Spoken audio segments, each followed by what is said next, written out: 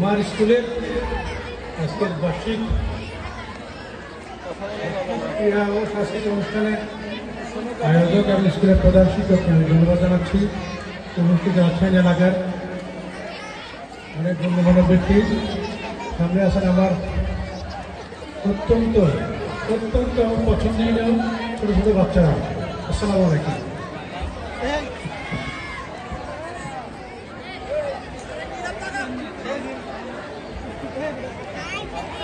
আজ থেকে 47 বছর আগে এই স্কুল থেকে আমরা চলে গেছিলাম। আসলে আমরা এলাকার ভাষায় কথা বলি, বুঝলি, আমরা কিন্তু শুদ্ধ ভাষায় কথা বলবো না। 47 বছর আগে আমরা কিন্তু এই স্কুলে লেখাপড়া করছি। আমি আজকে আসলে কথা বলতে গিয়ে আমার একটু কষ্ট হচ্ছে, সামনে যারা আছে আমি এরকম ছিলাম, এই ফ্যান্টা বাচ্চা ছিলাম। তখন এই স্কুলের মাঠ এত সুন্দর ছিল না, তারপর স্কুলের বিল্ডিং এত সুন্দর ছিল না। আমরা হাফ প্যান্ট করতাম, কেউ লুঙ্গি করতাম, আর স্কুলে আসতাম। 1979 সালের পরে, অর্থাৎ আজ থেকে 47 বছর আগে যখন আমরা স্কুল থেকে চলে যাই, তারপরে তেমন একটা স্কুলে আসা হয় নাই। আজকে আসছি, আমাদের হেডমাস্টার মহিন আমাকে বলছে, আমার খুব পুরোনো দিনে চলে গিয়েছে মনে হয়, যখন ম্যানের সাথে ওই ছেলেপেলেগুলো যখন নাচতেছিল, আমাকে সময় নাস্তা দিলে গিরে ঘুরে বানিয়ে দেয়, কিচ্ছু রাখতো না আমার বারে। তো আমার কাছে খুব ভালো লাগছে, আমার ছেলে মেয়েগুলো এখানে আসছে। আজকের এই অনুষ্ঠান আমার কিছু কথাবার্তা হলো, আমি স্কুলে পড়ে সরকারের সর্বোচ্চ কর্মকর্তা হয়েছি। আমার ছোট ভাই গতকালকে হয়েছে। আমি কি আশা করতে পারি না আমার সামনে যারা আছে, আমাদের ছোট ছোট বাচ্চারা, তারা আমাদের মতো আসবে? আশা করতে পারি? তাহলে কি করতে হবে? লেখাপড়া। আমাদের সময় তো প্রাইভেট করতে পারি নাই, আমাদের সামর্থ্য ছিল না। এত সুন্দর সুন্দর জামা কাপড় ছিল না, আমাদের সামর্থ্য ছিল না। ক্ষেতের থেকে কাম করি সোজা এখানে আসতাম। তোমরা আল্লাহ দিকে খুব ভালো আছো, আল্লাহ আরো ভালো রাখুন। লেখাপড়া করতে হবে। তোমরা গতবার রেজাল্ট দেখে আমি খুব হতাশ। এই স্কুলের ছেলে আমি, আমাদের সময় আমরা রেজাল্ট কিন্তু একেবারে খারাপ করিনি। তাই আল্লাহ আমাদেরকে পরীক্ষা নিয়ে আসছে। তো আমাদের এই নাগর স্কুল থেকে এবার মেট্রিক পরীক্ষা যারা দিবে, টেস্ট পরীক্ষা হয়েছে, হ্যাঁ, রেজাল্ট হয়েছে, রেজাল্ট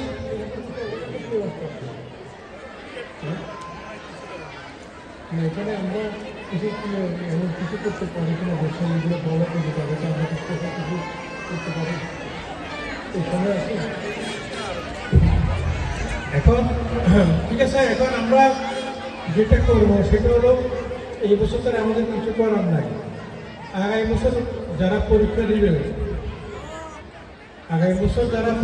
তাদের জন্য আমার স্পেশাল একটা বিষয় থাকবে। সেটা আমি হেডমাস্টারের সাথে কথা বলবো। আমার এই স্কুলের টিচার নাই, এই স্কুলের বসার সুন্দর জায়গা নাই, এই স্কুলে ভালো বিল্ডিং না। আসলে আমি জানতাম না এই অবস্থা। অতি দ্রুত আমরা শিক্ষক এখানে আনার জন্য আমরা ব্যবস্থা করবো ইনশাল্লাহ। কারণ শিক্ষক না থাকলে কিন্তু হবে না। আমাদের হেডমাস্টার লাগবে, আমাদের টিচার লাগবে। সরকারের কাছে আমরা রিকোয়েস্ট করব যে আমার নাম করে টিচার লাগবে।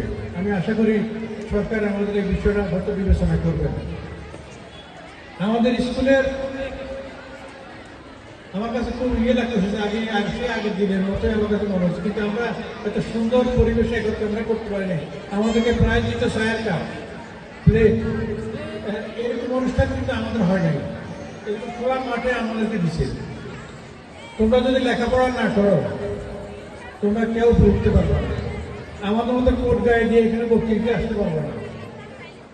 লেখাপড়া ছাড়া কোনো বিকল্প না। টিচারদেরকে সম্মান করবে, মা বাবাকে সম্মান করবে, লেখাপড়া করো। কারণ এখন ঢাকা ইউনিভার্সিটিতে আমাদের নারায়ণগঞ্জে 81 জন ছেলে আছে এখন বিভিন্ন এলাকায়।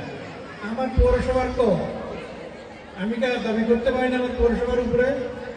আমার বাড়িতে এখানে আসলে লেখাপড়া ফ্যাসিলিটি আমরা দিতে পারতেছি না সরকারের কাছ থেকে, সরকারও দিতে পারতেছে না। তোমাদের অনেক কিছু হচ্ছে না, বিভিন্ন সাবজেক্টের টিচার, তারপরে বিভিন্ন বিভিন্ন পরীক্ষা পরিচালনার জন্য পর্যাপ্ত সামগ্রী, শিক্ষা সামগ্রী এগুলো দিতে পারতেছে না। ইনশাল্লাহ আমরা ব্যবস্থা করব খুব সহজে। যে জিনিসটা মা বাবাদেরকে আমরা যে জিনিসটা বলবো, আমরা যারা মুরব্বী আছেন, ছেলে মেয়েদের মোবাইল নিয়ন্ত্রণ করেন, ছেলে মেয়েদের মোবাইল নিয়ন্ত্রণ করে একটা টাইম করে দেন, না হলে কিন্তু জেনারেশন শেষ।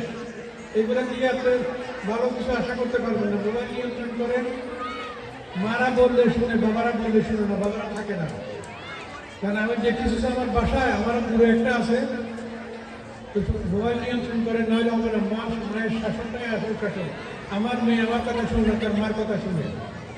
তো সুতরাং বুঝেন, আপনার ছেলের ভবিষ্যৎ মানে আপনার ভবিষ্যৎ। আমি পরিশেষে বলবো, তোমরা যাই কিছু করে রেগুলার লেখাপড়া করো। লেখাপড়া না করার পর্যন্ত আর কোনো বিকল্প নাই। আমাদের সামনে আর কিছুই নেই। এই বাংলাদেশ অনেক মানুষ, সম্পদ কম, লেখাপড়া হলে আমাদের একমাত্র সম্পদ। ছেলেদেরকে আমার স্কুলে কী কী লাগবে সেটা হেডমাস্টারের সাথে আলাপ করে আমি করতে পারবো, কোনো সমস্যা নেই ইনশাল্লাহ। ছেলেদের প্রতি আমার যেটা ধরো, মা বাবাকে শ্রদ্ধা করবো, বড়দেরকে সম্মান করবো, কারণ এই জিনিসটা এখন একটু কমে যাচ্ছে। আমরা যেরকম ছোটোবেলা থেকে মুরব্বীদেরকে সম্মান করতাম, এই সমাজের এই মূল্যবোধটাই কমে যাচ্ছে। তোমাদের প্রতি আমার শুভেচ্ছা থাকবে, দোয়া থাকবে, আমার আদর থাকবে, ভালোবাসা থাকবে। তোমরা ভালো করবে, এটাই আমি চাই। আমার নাঙ্গলগুলো স্কুল থেকে করা ছেলে বিসিএস পাস করবে, এটা আমারও গর্বের বিষয়। তো সুতরাং আমি চাচ্ছি তোমরা লেখাপড়া করো, ইনশাল্লাহ ভালো করবে। সবাইকে আদর এবং শুভেচ্ছা জানিয়ে শেষ করলাম। আসসালামু আলাইকুম।